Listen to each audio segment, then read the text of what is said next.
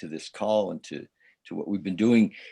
Just as by way of introduction, I just want to share with the folks that are watching that we've been running a series, and really the bottom line in the series has been to share with people our experience in dealing with change, our experience in dealing with the letting go of expectations, or and finding our way through the sometimes the maze of life. And so Aaron, it's interesting. Really, almost all the guests I've had on, I've known really, really well. And Aaron was like totally this intuition, and so it's nice to meet you. Really, yeah, it's nice to meet you as well. And it's like totally an intuition. It wasn't nobody said, oh, you should interview Aaron, or it just popped up, and it's pretty cool. Well, I'm happy that your intuition led you to me. Well, isn't it? Nice. I mean, and what happens, I think, though, as we go deeper into our personal search, is that we learn that intuition is where the magic is, and and it is the magic. It is the magic. The feeling sense of existing. Yeah, it is the magic. So tell me, as my experience with everybody who's had, a spiritual awakening or a huge shift in consciousness is that we don't usually come this way because things were going well.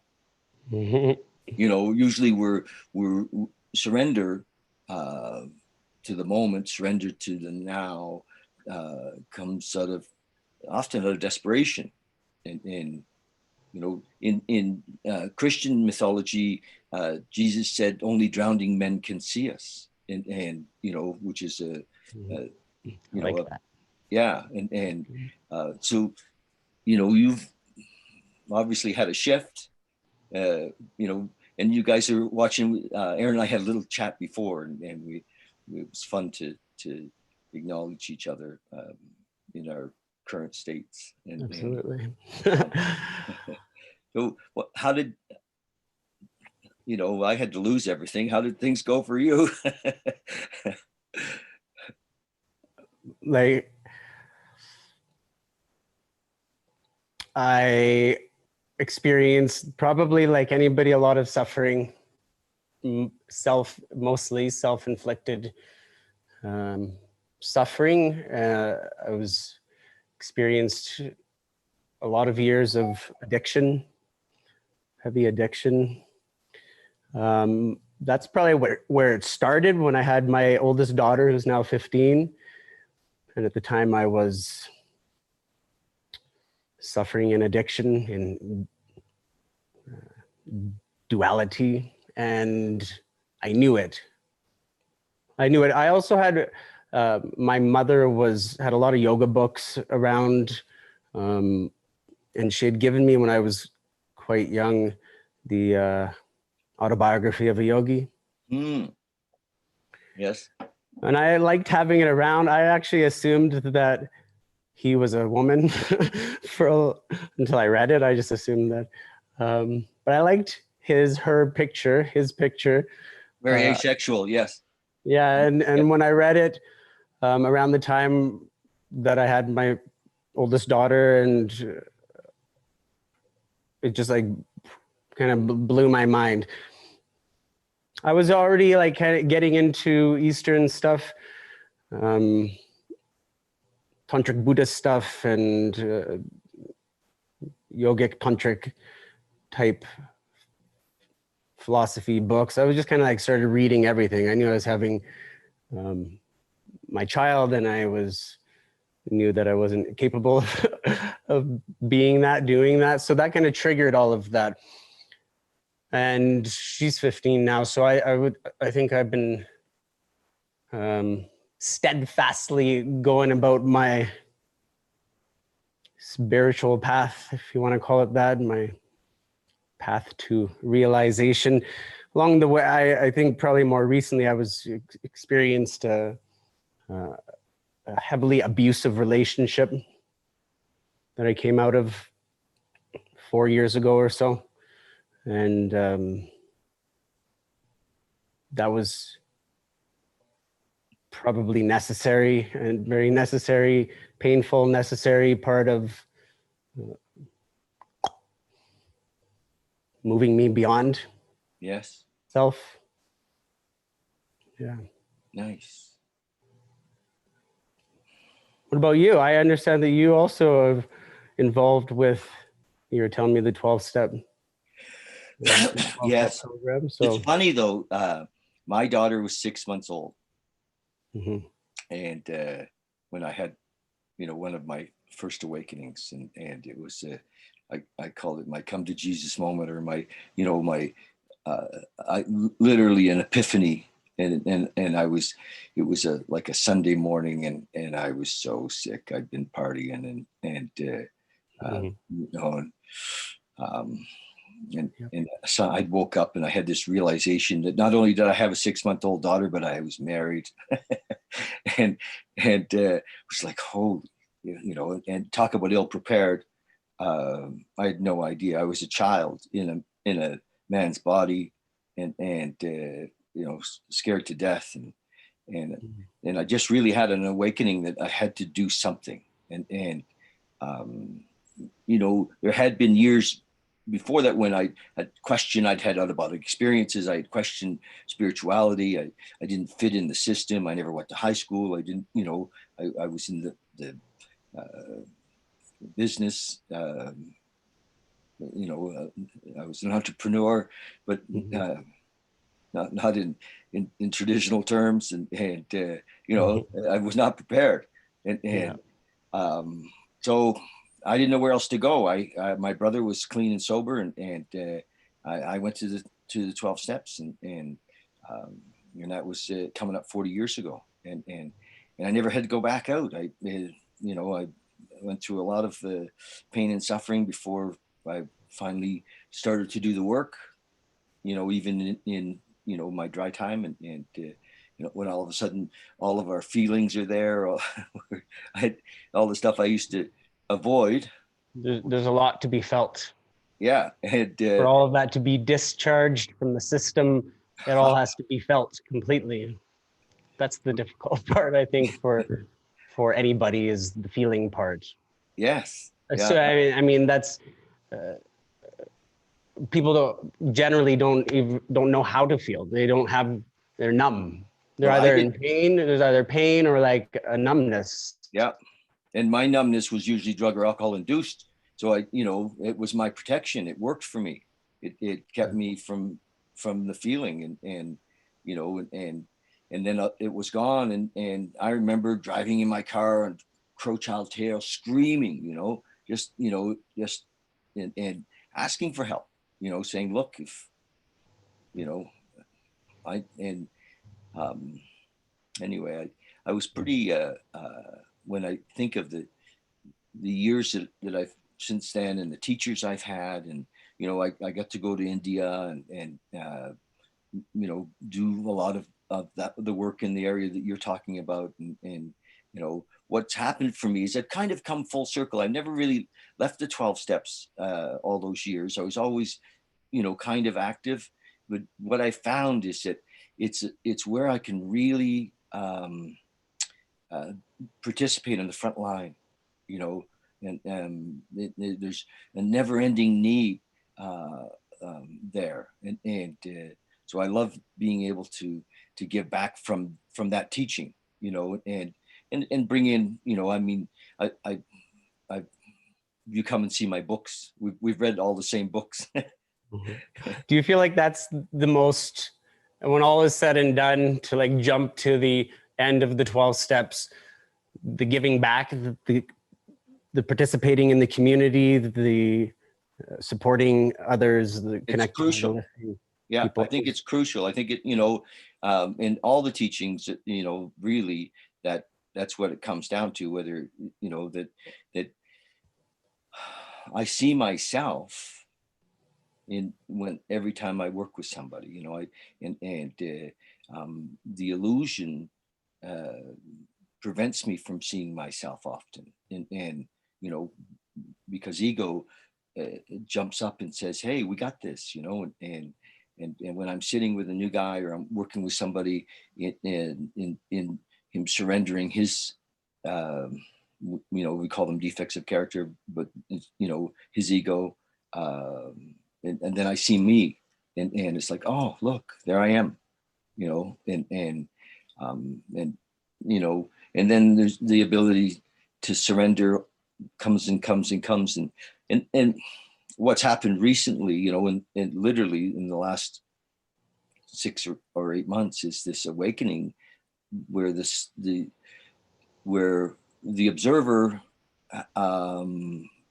is totally, I mean, I'm living in that other state most of the time now, but I didn't, even though I knew about it, I hadn't really experienced it, and at the level that it has, you know. There's a consciousness that seemed to take forever to break through. And whether, you know, I think, my gosh, I might have done so much drug damage, you know, but it doesn't matter. None of that really matters anymore. Why?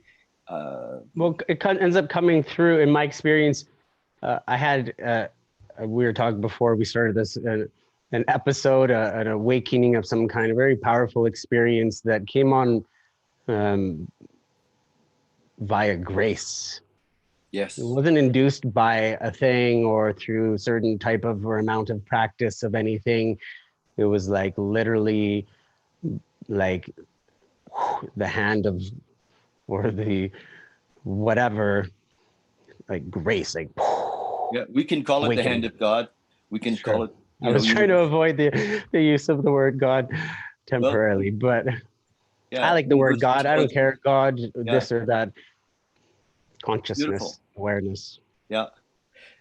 I had a teacher for years who said, you cannot find it by looking for it, but you won't find it if you don't look for it. It's true. I mean, there might be like the rare exception where you hear of a story of someone having this great awakening, maybe from like total darkness or ignorance to just suddenly being free from them. In the Christian teachings, that was Paul on the road to Damascus or something. His name was Saul, and he became the Apostle Paul, and he had an awakening that in that teaching, you know. And it's funny that I'm not that these things that I studied as a child, the Christian teachings, they just come out sometimes, you know. I think, where the hell did that come from? But Jesus had some good stuff. Yeah. Yes. I'm a big fan of Jesus. Yeah. Big Jesus fan. Yeah. Awesome. Well, ditto. In my view, Jesus, excuse me, was really, like, if you think about where he came from in the time, was like a wandering tantric ascetic, a healer, an energy worker who had, you know, probably dirty skin from wandering and probably dreadlocked hair and dark eyes. And that's my Jesus. Yes. Yeah. I know when I say that can trigger some people out there. Yeah. Jesus was not a bright, blue-eyed, shining angel. Years ago, I was in Rishikesh, and I was in a bookstore, and I found the book, The Missing Years of Christ, and you know, there was this time between 17 and 30 that it said that he traveled to India, and that, you know, he learned the practices and of Kriya Yoga. Yes. Of Tantra. He yeah, I think he was a master tantrika. He was like a shaman. He was a healer. He was Jesus was badass. He was if you look closely, he's actually,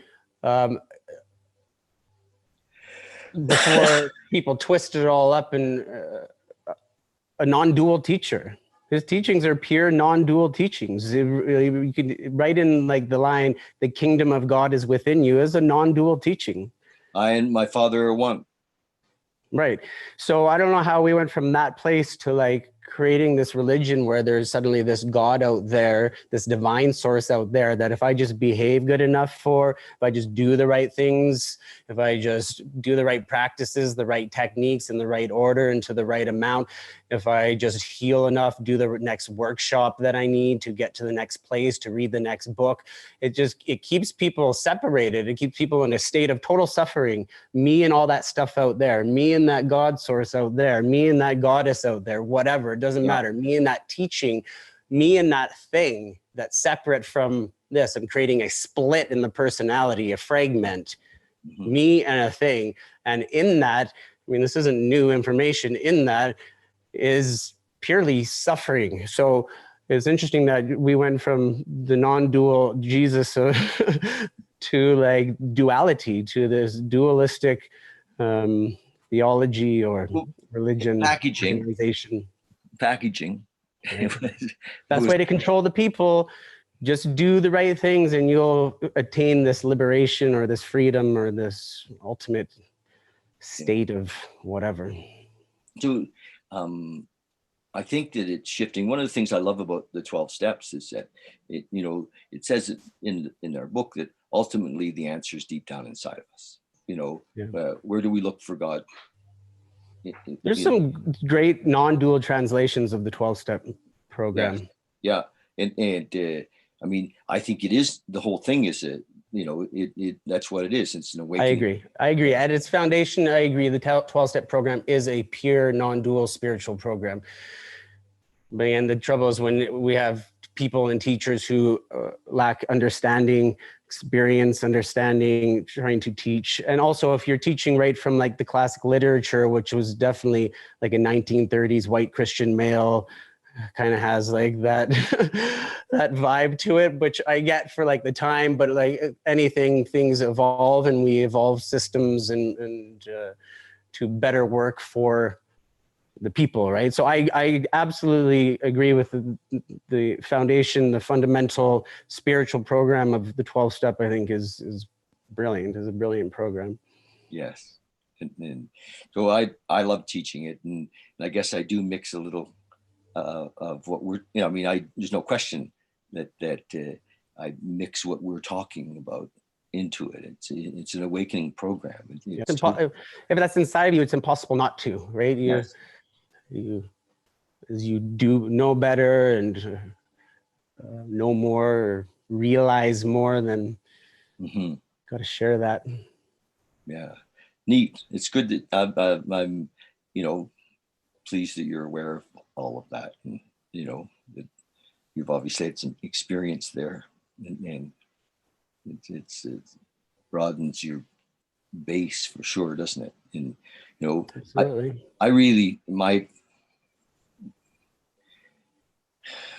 what's happened is you know, I felt this call for a number of years that, you know, and I would say, no, I think you might have the wrong guy. You know, but this call to do what we're doing right now, to be completely open about my experience and to, you know, but I resisted for a long time. I would say no, thanks, but you know, maybe that's some, you know, I really did not want to do this, and now and now it's impossible not to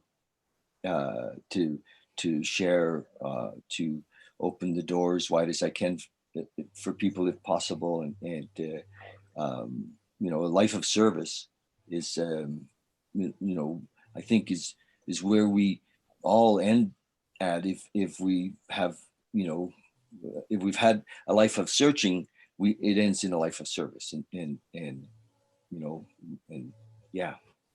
So it's our responsibility. Yeah. Yes. As humans.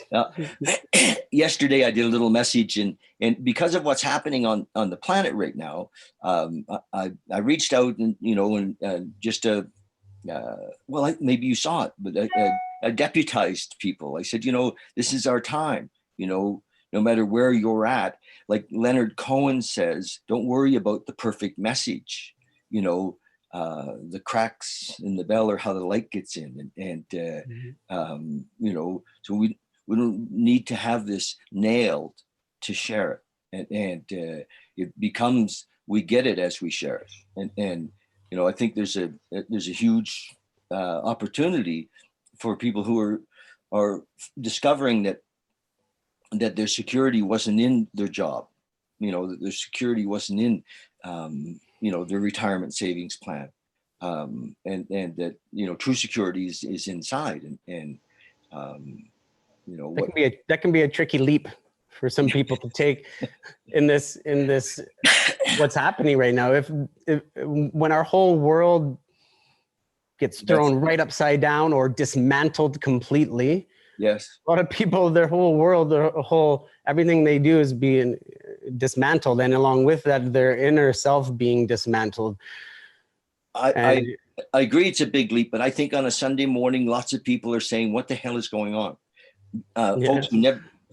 Folks who aren't regular praying people are saying, okay, show me what am I missing? How do I get through this? How do I look after my family? And I think that this is, not to take away from the severity of what's going on out there and how this impacts people in terms of like loss of life.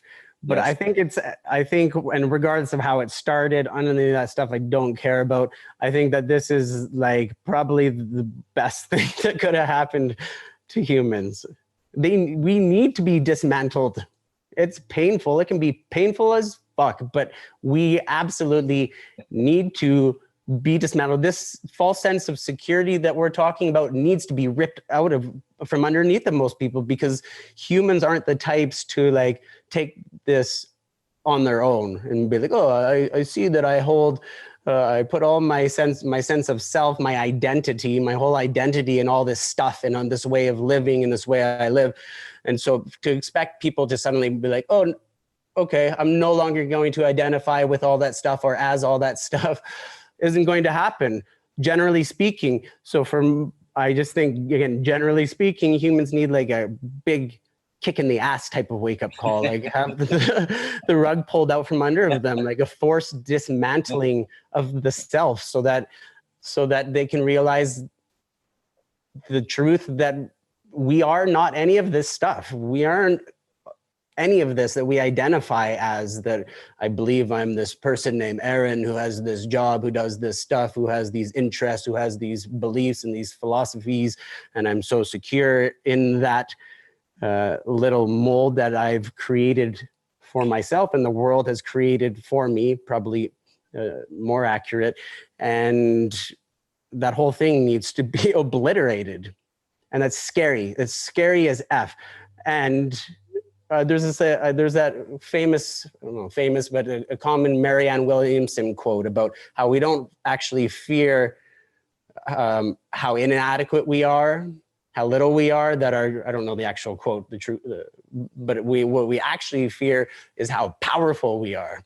Yes. And this is absolutely factual. If people truly dropped into their power, their god or goddess-like power, truly, it would obliterate any old sense of self.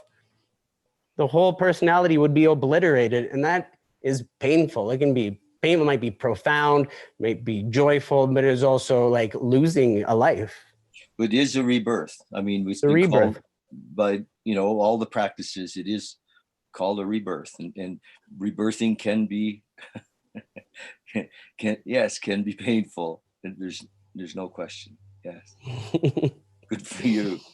And that's what I'm sharing is that I think it's up to us to point for folks, to say, hey, it's okay to let go.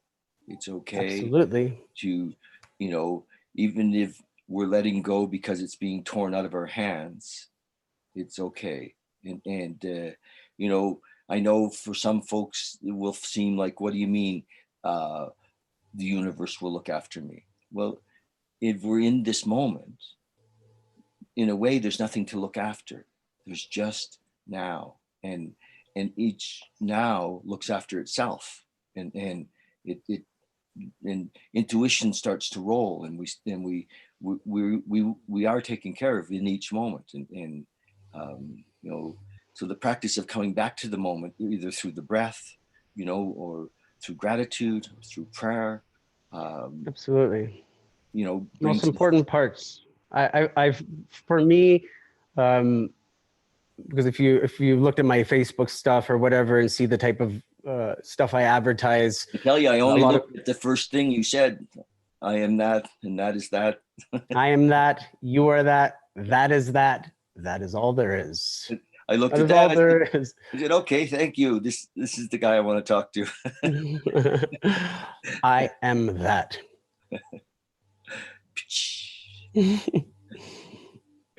is like paradoxically what I love about the experience of and realization of being that, of that being everything, is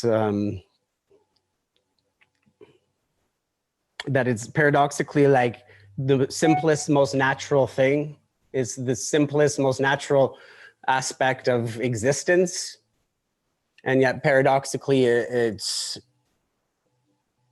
is so not that simple to drop into. You were talking about now, like, you know, there's the cliche idea of like now, the power of now, all of that stuff, but like really drop into that nowness, everythingness. Only not simple because we want to drop in there with our mind. It doesn't work. This doesn't work. Using this and all of the nonsense in there absolutely does not work. And that's what what I was talking about before with the fragmenting, the creating the splits between me and everything else, and that being absolutely the cause of our suffering. So trying to do any of this work, it's not work to drop into the space of being. It's not a work thing. It's not a technique. I think that really trips people up and keeps them in this like a dog chasing its tail type of spirituality where we believe like we need a technique to use the right technique or the right thing to become present or to drop into the space. And the more techniques and the more things, the more splits we're creating, the further and further away we move from this non-dual state that we're talking about, this pure state of being. Yes.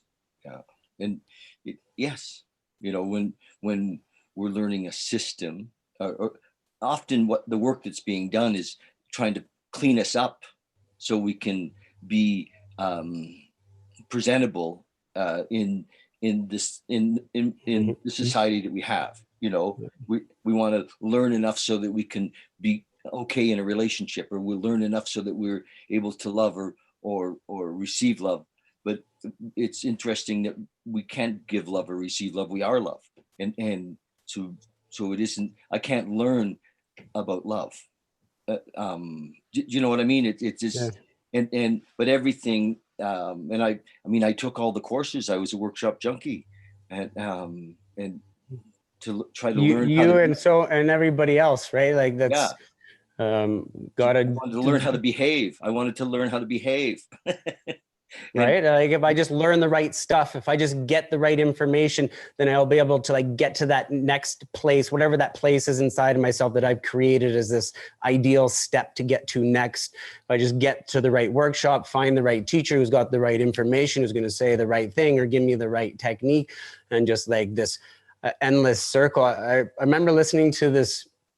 It was like a live footage of a talk but some non-dual teacher, and some lady in the crowd raises her hand and she says, I think it was a Rupert Spira talk or something. And the lady says, Rupert, I've been doing this for like 40 years, this spiritual path, this spiritual work. The same thing. I'm like, read all the books, go to all the stuff, blah, blah, blah, blah, blah. But I'm not there. I'm not like getting it. Haven't had this big or this freedom or whatever it is. And his response is exactly what we're talking about. Like, there's not a there. You're keeping yourself separate from self by still thinking there's a there that I need to get to. Yeah. I need to like traverse some path, yes, like cross some timeline or whatever to get to this thing where I'm finally going to be okay. I'm finally going to like, because it isn't there, it's here. It's just right here, right now. That's it. Bing. There's your big enlightenment. Bing. Right here, right now. And just be. Yes. Yeah. Not being here. The problem is people being here. They're not in the wisdom of their body. When I say they, I mean like all of us. I also drop in and out of this where I'm totally in there, spinning, whatever, all caught up in my stories. The what ifs, all the what ifs. All the what ifs, just, you know how they go, just total insanity up there and completely pulled out of body. No, not in at all the wisdom of the body, of like feeling, of sensing, of connecting, of grounding, of nature. Is nature. Mm-hmm. The most important aspects of nature that keep us. Do you know that in 94, that was a few years ago, I was in Bali. And I was at a workshop with my friend Paul Lowe, and Paul had spent many years with Osho and had been, a searcher and was the clearest man. I spent a long time with Paul. I traveled with Paul off and on for 14 years myself, but it was my first group. I was in Bali, and he brought somebody in to do the Satori experience, or the enlightenment intensive, as they call it here nowadays, and it just, wow, my physical body, everything rejected it. My ego said no. It was just, and I got physically sick. I had to crawl out of the room, and I swore I'll never do that again. And I did. I never want to ask who I am again. That's right. Is that what the work's based around? Like, who am I? That was the question. Yes. Yeah. That was the question. But I was so, I was, like quite not a novice, and I just had no idea that it was the path, and so years and years later, my youngest son, who has been a number of times, he's in his 20s, he's been to Pune, and he's done like a 7-day of that question, and when last year I lost my business, and he said, Dad, you need something to just delineate, something that's going to really, because I was sitting with him, and I'm very honest with him, and I said, shit, I don't know what's next, which is a beautiful place to be, and yeah, but the best place to be. But I was resisting in the moment, and he said this, and he said, I think you should do the Satori experience, and I said, no way, there's no fucking way, and he said, great. Then it's done. He's beautiful young man. Good to hear you're on board, Dad. Let's go do it. And it just happened that my friend Trevor Thibodeau, who lives here in town, was having one coming up in about 3 weeks. And Trevor and I have even lived together. We've been roommates. I called him and said, okay, I'm in. And so I encourage people, because the question for 3 days or 5 days or 7 days just sweeps away the story, and it just it's a necessary meditation. I mean, I spent some time studying Kashmir Shaivism, part of which includes the Tantra Vijnana Bhairava, and which is a collection of 112 yuktis, which are, some define them as meditations. It's not really fair to call them meditations. A yukti means, I believe, the word itself means like a process through which yoga occurs. Rather, it's not like a meditation technique. And probably one of the most famous meditations out of there is the classic "Who Am I" meditation. When the verse in the Tantra says something like, to go beyond desire, if I look beyond the desires of the personality, who am I? And to obviously in these tantras, the sutras are coded, they're very simple. Right? It says something to look beyond desire, to ask the question, who am I? And they're in that space to experience pure self, essentially, that in that space at the end of the question of who am I is a doorway to the non-dual pure self that we speak of. Yes. And so I encourage people that this is a beautiful what you just shared, and the asking the question, going deep into the question of either tell me who you are if you have a partner and it's in a dyad, or who am I, over and over. Absolutely. Yeah. I know. I want to to even extend on that.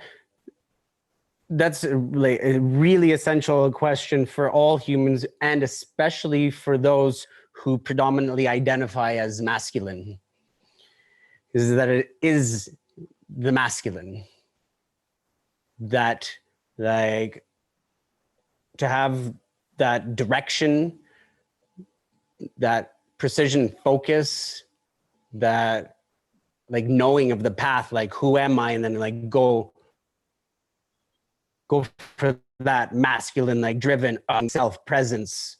And maybe for those who identify predominantly as feminine or who are women, a valuable question as well to add to that, and maybe this applies to all of us as well, but in what ways do I wish to give and receive love? What ways do I wish to or desire to give of myself, to give of energy, and to receive energy? Nice. Yeah, I absolutely love Who Am I? Who Am I is one of my favorite yuktis, doorways to. So other than this, one of the what I found myself having become is a bit of a meditation teacher, and because I believe that helping people to learn to sit is also a doorway, and even in the beginning to recognize that we're not our thoughts, and in meditation, that's often the first thing that starts to come up for the new meditators. Because if I'm teaching, I talk about watching our thoughts, and then who's the watcher, and it's like we begin to see that we're not who we thought we were. Yeah. I think that's the best place to start people with meditation is meditations based around observing and acknowledging I'm not the thoughts, and to even extend on that further, I'm not the body. Yes. To be in the body, feel connected to the ground, safe, contained, and to experience the body and the sense of the body with the understanding I'm not the body. Yes. I'm not the body. And so I'm not the mind. I'm not the stuff up there. I observe it. I'm the observer of that stuff. Yes. I don't have to change that stuff. I think that's where people get tripped up, is they're trying to change everything in there. And it just turns into spinning of the story after story into next story, rather than just allowing the thoughts, as insane as they might be in some moments, or painful and true or not true. Most of the time it's not true. Most of the stuff in there is just nonsense most of the time. And to really just watch, like you're saying, just watch. Awareness is the key to that noise in the head, because the awareness eats it up, it absorbs it. So the Vipassana style meditation, which is just that, which is the sitting and just observing and scanning and just noticing thoughts or sound or movement, like hearing and acknowledging stuff. Yes. And that, and through the process, that's why those 10-day Vipassana retreats are so valuable, because to have 10 days of that awareness, just absorbing the noise, is essentially like a cleansing through just being aware. Yeah. I was going to mention that as well, that, you know, to go and do a 10-day. So if people are watching and they're saying, well, okay, you know, I'd like to live somewhere other than in the craziness all the time, you know, in my identity, and you know, often we think there's safety in identity. You know, I still have my Harley, and I was, you know, a lot of my life I identified and in that community, you know, and I still love to ride, and but sometimes I'll go look at it in the garage and I think, wow, who owns that? And because I have there's no, you know, identity with that, and I think as we start to let go of our identities with things, you know, with appearances, with you know, going and doing a 10-day is one of the ways to just drop out of. I love the Vipassana. I just like being locked away for 10 days. I don't necessarily like meditating for 10 hours a day for 10 days.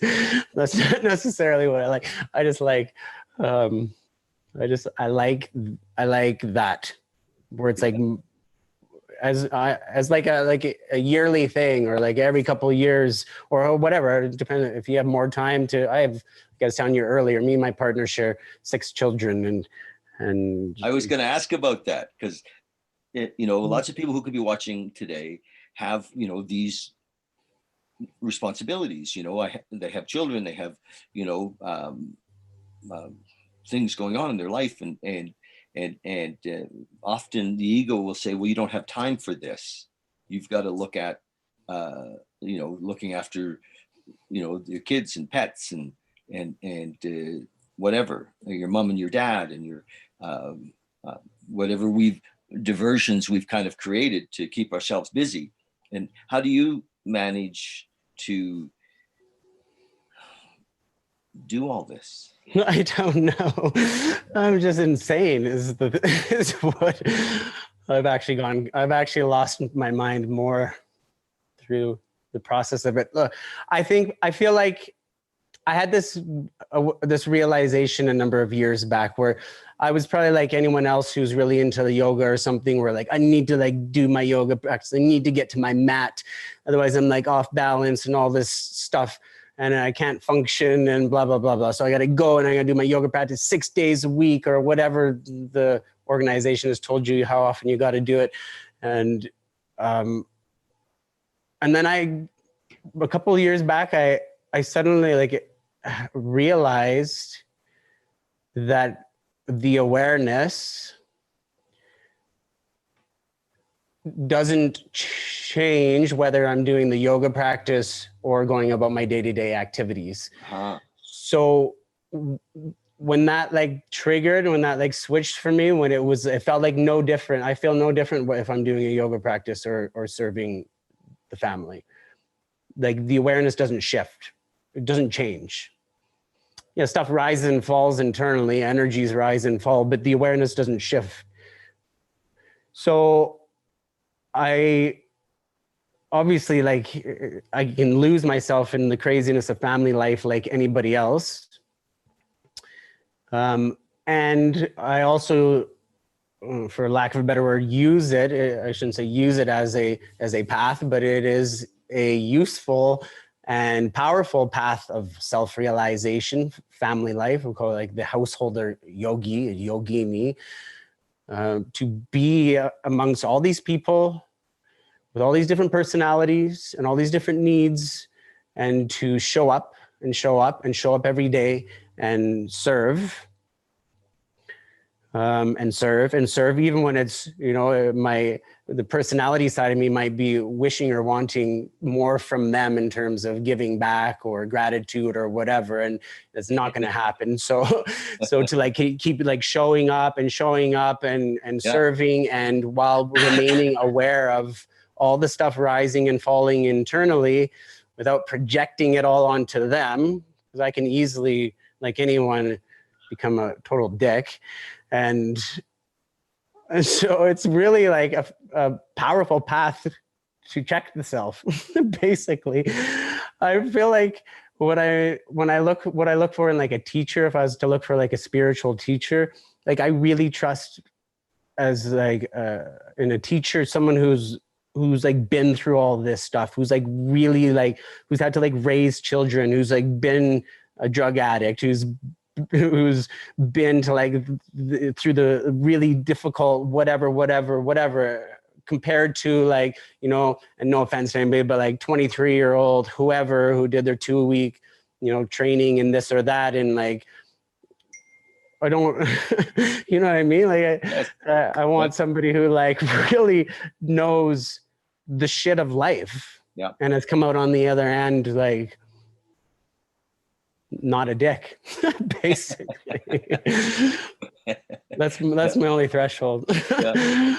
So that's beautiful. That really is. And so if we use fear, anger, self-pity, if we can recognize it, pride, to bring us into the moment. So when those things come up, we can breathe and drop in, you know. So when I'm sharing with people, I say, well, these are the road signs that can bring us back to, you know, this moment and into now. When anger comes up, if we can remember that, oh, there's anger, and drop in, you know, or so having 6 kids and a partner, must be tons of opportunity to be here now. Mm-hmm. You know, never a dull moment. I think I have gotten better at feeling shitty or feeling anything and allowing that energy to complete its course, or aiding it in discharging from the system. So you speak of like anger. There's like the path of reacting in anger, obviously, and harming people, and there's the suppression or repression of emotional energy of any kind, not just anger. Mm-hmm. And that's what makes us sick, right? Mm-hmm. Like all that energy just lodged in the system, stuck in the system. It could be from decades of it. I've gotten very good at understanding my system and knowing how to discharge energy like any other animal from nature. So shake it off, or exactly, shake, tremble, breathe in certain ways, connect to ground again, orient self to ground, to the environment, and so in that way, I don't feel like I just not an angry person or anything. I still experience this stuff, anger or anything like anybody else, and but I don't feel like I hold on to it. It doesn't. I don't feel like it's stuck in my system, in my body, my mind. Can I tell you a little story? Yeah, absolutely. I remember when I first started to. I had this man Paul Lowe, as a teacher, and I had Paul a bit on a pedestal. And you know, I had kind of projected father on him and a whole bunch of stuff, and we just spent 30 days in Bali in group, and it was the last day. Group was done, and I went down to his room to help him pack, or just to see, you know, was him off, or, you know, spend a little time with him, and right. He was, you know, had a room above the group room. It was very beautiful, and he was there packing, and he had emotion. He had tears. His gal was with somebody else. They had an open relationship, and it was and he was having tears, and I was like, oh my God, I had somehow made up in my mind that he didn't have emotion. And you're just like a dead, empty, numb block of flesh. or you only experience love, you see. And, Right. Okay. Yeah.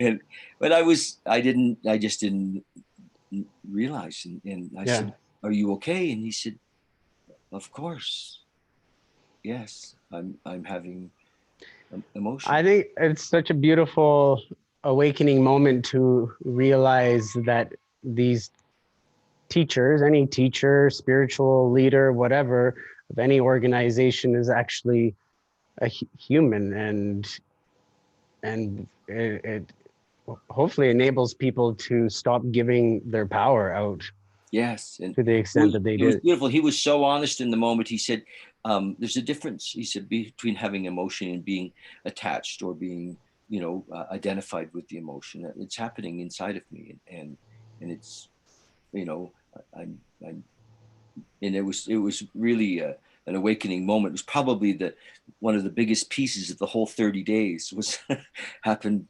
at the group was over. Imagine what would happen if people realize that they have as much capacity and, maybe for lack of a better word, power. I know that can be a loaded word we were talking about earlier, but imagine people had the realization, the experience, and the knowing that they actually have the same power as any avatar, as any spiritually enlightened being. As imagine people realize they have the same Yeah. power as Jesus or Well, Yogananda yes. or whoever, fill in the blanks. Imagine that.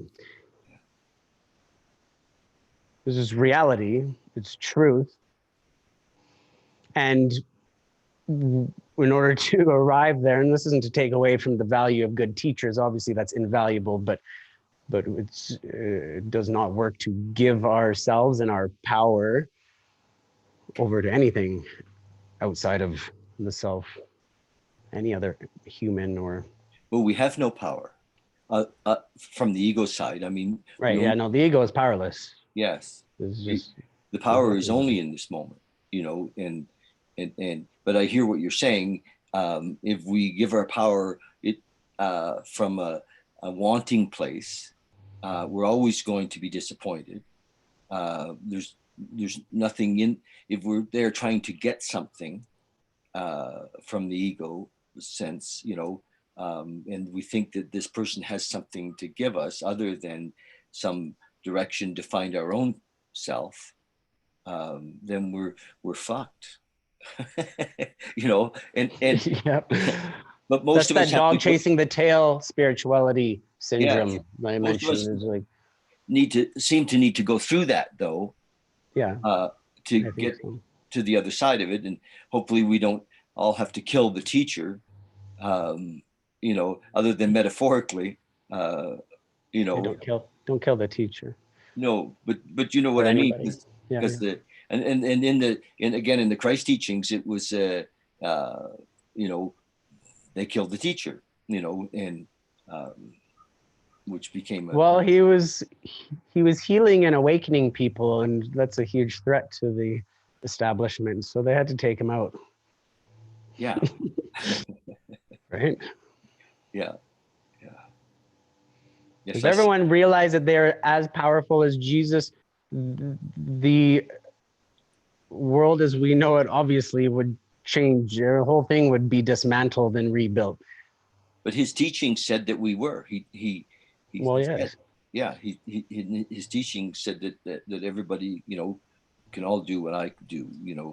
I and my Father are one, and then he said, "Our Father," you know, um, in his prayer, Yeah. and there was no separation in the teaching, No, and it's a I am that, you are that, that is all there is type of teaching.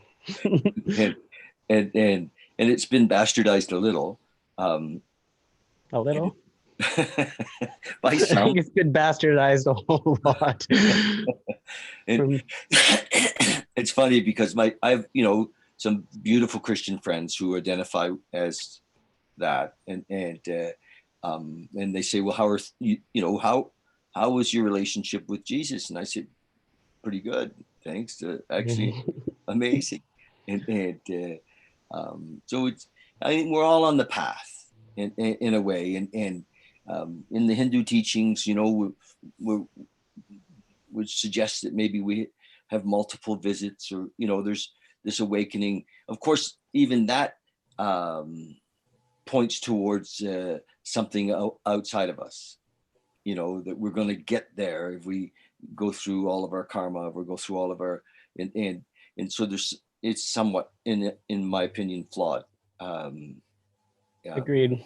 You know, because there's nowhere to get to. There's nowhere to get to. I was recently in Colombia. Like a month ago, I was in Colombia. In fact, I got like one of the last flights out of Colombia to get us home.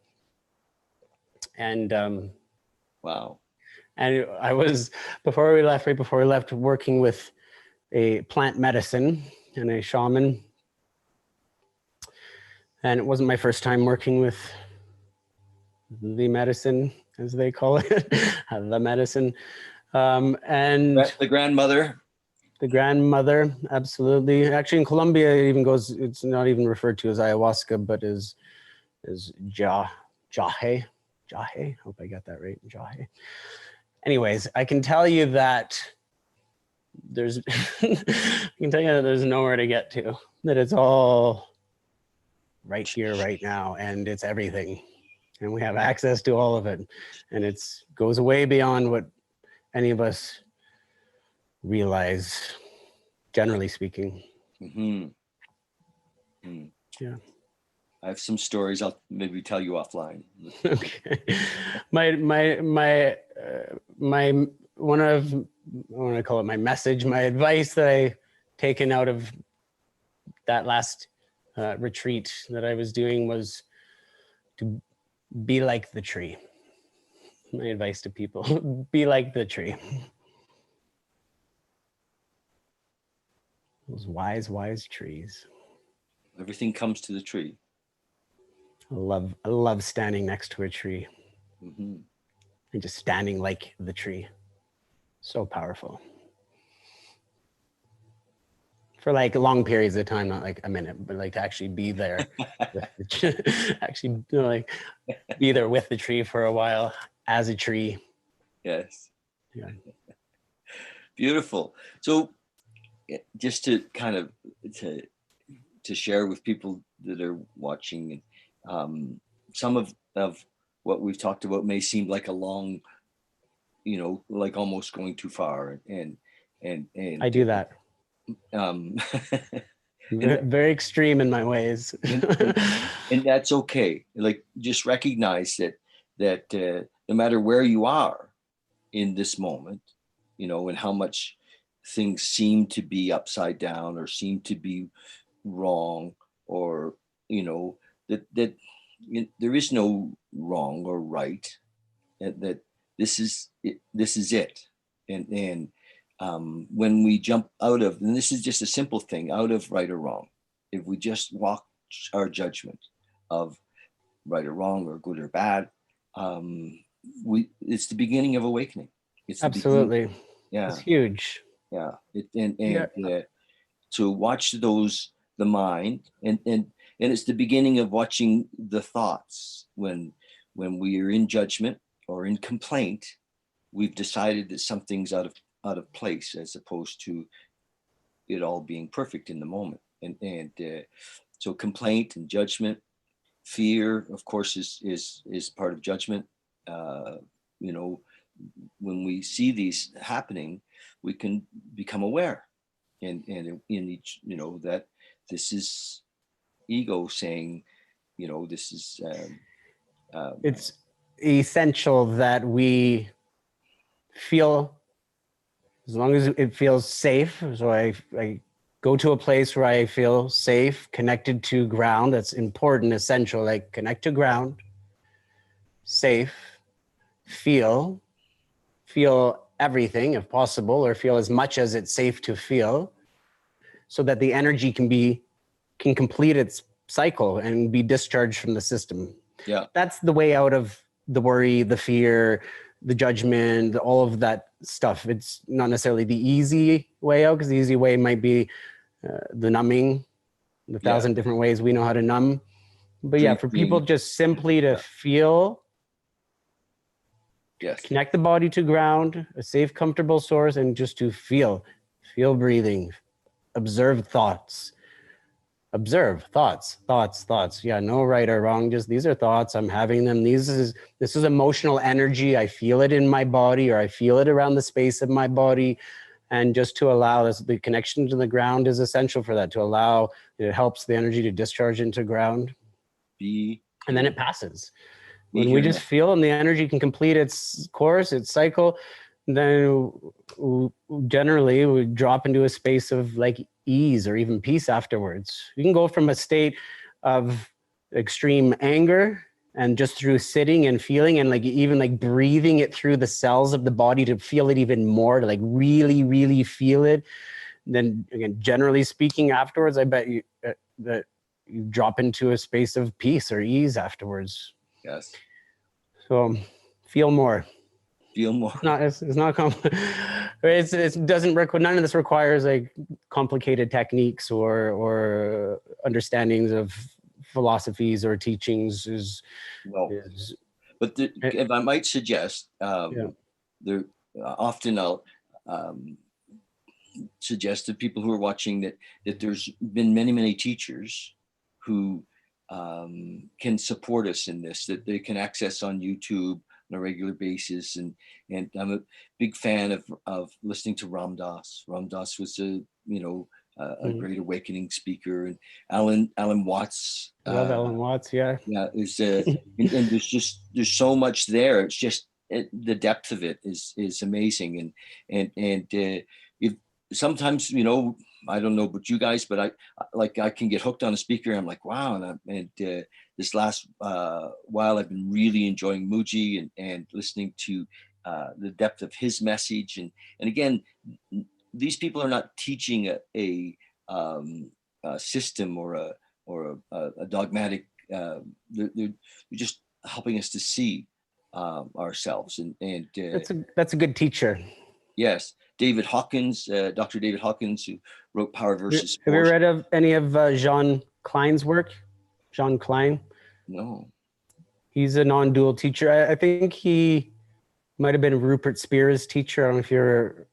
I'm certainly familiar with Rupert. Yes. Yeah. I think Jean Klein was one of Rupert Spear's teachers. I could be totally wrong. He has some really fantastic non-dual... Yeah. So I like to help, point towards these, because, if something comes out of a conversation like this and somebody's watching and they say, well, where do I go from here? These are some of the places that on YouTube, like you could listen to endless. You can. It's almost like it's confused. I feel like it's almost more confusing for people with the amount of information out there, and to try to like sift through it, because so much of it is just nonsense. If you just like generally speaking, go on and like type in like. No, that's why I'm pointing towards specific people, and like Alan Watts. I mean, Alan was just. Love Alan. Yeah. I feel like I could hang out with Alan all afternoon. For months. Yeah, just me and Alan in a field talking. Yes. Yeah. and we're so fortunate because we have access to, some of these amazing teachings. And everybody has access right now, Yeah. It's a beautiful time for that. People definitely, with the proper guidance, can access like really profound, powerful, ancient. Yes. Sometimes Eckhart Tolle as well, put together, some great awarenesses of Eckhart. Yes. Eckhart's a fantastic non-dual teacher. Yes. Yeah. I would agree. And so these are where, for me, where I point to for, people are looking, where do I go from here? How do I integrate this? And one of the things that with Hawkins is he built a scale of, from a 0 to 1,000, and 1,000 was Christ consciousness, and in the scale, unconditional love was in mid 500s, and he just did a beautiful job on this scale. And I think that if we hang with these guys, that we lift up our vibration, Absolutely. in spite of ourselves, and we're lifted out of fear and guilt and shame and pride and anger and resistance into unconditional love, and from there the world looks different. The world looks beautiful. Well, all people really need to do is stop believing they are who they are. Just to keep it really simple, stop believing that you are who you are and what you are, and all of that fear and worry and suffering will. Yes. I get that that's not just reality for people to take that and use that. Just stop believing who I am or what I am. How do I do that? I think the biggest question to that, sorry to interrupt you. I think that the biggest thing people say to me when we talk about this stuff is they ask, like, basically, like, what does this mean for like my place in the world? Like, do I still go out and act in the world and do things, or do I just like exist as this blob without a personality? And I think there's this misunderstanding that it means that you like become like inactive or something. Yeah, go live in a cave. Yeah, where it actually means you're like become more active. You actually become highly alert, tuned in, and responsive. Yeah, to serve.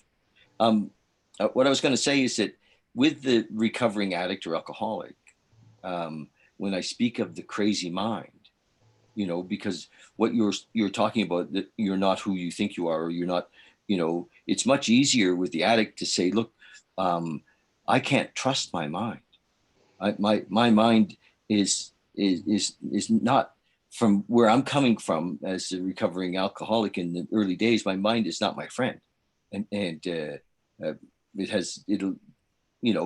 would say that to 90% of people, anyways. Yes. Would be my general advice. Is like the mind is just full of nonsense and lies and other people's lies. And I like to say things in extremes, you might notice, but like to make a point. Obviously, the intellect is a part of the consciousness that we are, and so I'm not saying to like negate the intellect or the mind, but yeah, I wouldn't trust any of the shit going on in there. even still, I mean, even still, I don't believe most of it. Well, of course, and any of it, and yeah, and neither do I in my own, So, but again, I guess I temper the message a little for where people are at, but ultimately living in this moment in connection with universal intelligence, the undescribable, the unimaginable, the isness is the possibility, and it can happen just like that, and yet there does seem to be this. Also, it's hard to talk about without including some sort of a journey, Yeah, I mean, we could make ourselves crazy on the journey for a long time until we realize it. Yes. I agree. Yes. That's a necessary part, it seems like, to make ourselves more crazy for a little bit longer period of time, and until that realization dawns and it can just like clear that whole veil away. I'm not saying it doesn't return. I'm not like, there's obviously an ebb and, in my experience, at least thus far in life, there's still this ebb and this flow, but it's very gentle now at this point compared to the turbulent past that I existed in, up and down and up and down and up and down. I love that you and I seem to be very close in our own experience of this path, and sometimes, of course, ego says, "Fuck, David, it took you a long time," and and of course, that's just why bullshit. didn't I get this sooner? Well, I wish somebody would have told me the stuff that like I know now, like when I started this, like I said, like 15 years ago or whatever. Well, I'm sure they did. It was there. It's always been here. It just that we couldn't hear, and the capacity to hear, understand it wasn't. Yeah, or even the understanding isn't what's necessary. Is the opening, to be expanded enough to say yes, and because we often we were in a no, no, I want to do it my way. No, I want to manage this myself. No, and that was ego speaking. Ego would say, yes, you can have a little awakening as long as I'm still in control. Yep. Well, I mean, like I said before, if people really touched on their true goddess-like powers, it can be very it's scary. It's life or death to the ego. It's frightening, actually. At least at first, is frightening, because to the ego it means like I no longer am going to exist, and the ego's job, the personality's job, is to hang on at any cost, at all costs, to its sense of existence. Yeah. In the 12 steps, of course, it says ego deflation in depth. Yeah. It says hardly any of us like the process, of ego deflation in depth, that we had to surrender entirely. The desperation of drowning men, When I had this experience that I was briefly told you about earlier, I came out of it with the feeling that I had lost everything and gained everything in an instant. Yes. Lost everything that I ever knew to be real, true, and human-like, and lost my entire life and gained everything all at once. It was the most profoundly painful and joyful experience I ever had. Nice. Yeah, so I think that's the thing. It's painful. Maybe it's not like that for everyone. I don't know. I'm assuming that maybe it's unique. People's experiences around this are unique. I'd love to talk to other people who've had similar type of awakening experiences to compare stories. Because we're now in a place where that you can just ask for that, and they will show up. But obviously, you must have asked, because I showed up. We got to I did actually ask, and you did actually show up. It works. It does work, and we've had this very public conversation, and about our lives and the beauty of where we're at, and there seems often to be nothing missing. Nothing's missing. Nothing is. The beautiful realization to come across. Yes. Nothing's actually missing. I don't actually need to change anything, gain anything else, or there's nothing missing. Everything is okay as it is. As it is in this moment.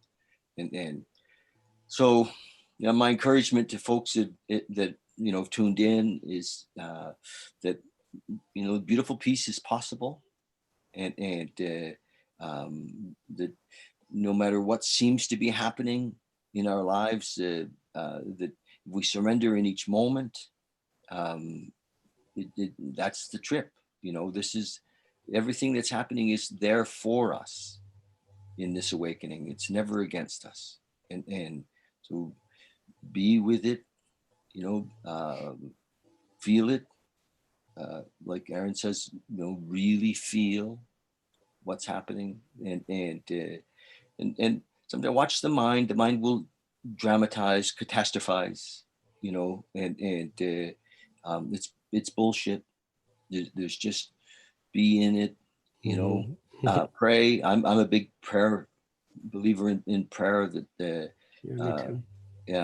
so just ask to be shown. My prayer always is, show me what you'd have me to be. Show me, how can I serve? Where can I serve? Put me in, coach. And I think that's probably the part that keeps me going through all of this and remaining most at ease and most connected is my morning prayer practice, whatever word you want to give to it. My morning invocational offering, ritual offering time. Aside from all the techniques, practices, the tantra stuff, the yoga, qigong stuff, whatever, that's probably the most essential piece of my daily, just, seeing the humans in my house as other beings, energetic beings, relating to the world around me, communicating. That's just so essential. I would love for people every day to get up and take even if it's 10 minutes, 20 minutes, whatever, just to sit and commune with the cosmos, if you like, whatever form that takes.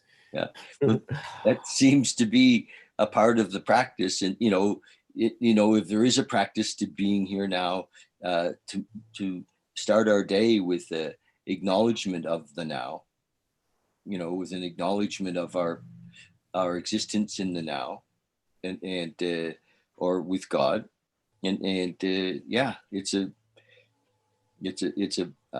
universally accepted through all the teachings as part of the how-to, if you will, is to take that time and Essential. Yeah, to be It's here. probably the piece that we lost in Western whitewashing of spiritual practices, or just within modern culture. Is probably the most devastating piece that we lost is that ritual worship, that communion, like I'm saying, communion with the cosmos, or that invocation of the cosmos, whatever form that takes for the individual. I feel like losing that, just especially you see that in in the Western world. I'm not talking about necessarily just going dogmatically, ritualistically to a church and going through the motions, but I mean actual ritual offering of acknowledgement of the elemental nature of our being, and just whatever all that is. You can't even explain it in words and using language, really human language, but that connection, that communion with that, that place alongside with the cosmos that comes through that piece. I feel like the most. You can have all the great yoga, qigong, whatever techniques, but to not have that piece, great tragedy for humans. Mm-hmm.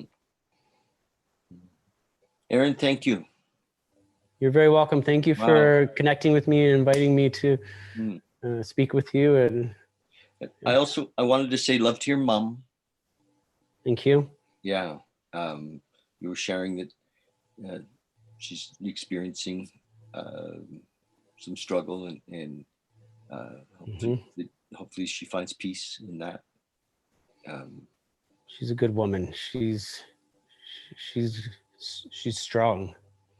So she's moving through it. Yes. It's the only way, right? Move through it. So thank you for that. Yeah. And hopefully I'm suspecting we'll see each other in human form. I hope so. Yes. I'd love to go for a walk and yeah, absolutely. Maybe a nose hill walk or something like that would be. I would definitely be into that. Let's keep in contact. Thank you. You're welcome. Thank you. Yeah, I want to say before we go that if you've stayed for this much of us, love it if you subscribe on YouTube. For Hit folks. that button.